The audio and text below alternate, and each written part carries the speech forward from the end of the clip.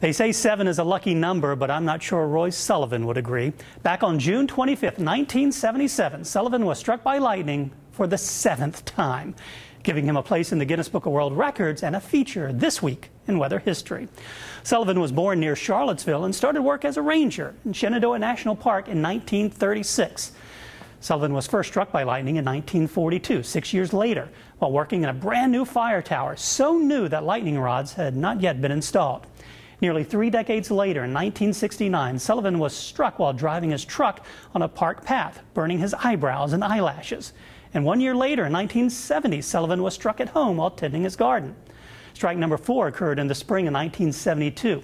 Sullivan was registering campers at a ranger station when a gentle rain turned into a sudden storm. This strike set his hair on fire, and Sullivan ran into a nearby bathroom to put it out with wet towels. Nearly a year later, in 1973, Sullivan was struck again while driving his park's truck when he saw a dark thunderstorm cloud on the horizon. Now, knowing his track record, he tried to outrun the storm. Once he thought he was out of harm's way, he exited the truck and was struck. 3 years later, while walking a hiking trail, Sullivan was struck for a 6th time, once again setting his hair on fire. Now, after 40 years and 6 lightning strikes, Sullivan decided to retire. Trying to enjoy that retired life, Sullivan decided to go trout fishing on Saturday, June 25th, 1977. While in his fishing boat on a lake, the hair on Sullivan's arms began to bristle. Sullivan was struck for the 7th time, burning his head, chest, and stomach.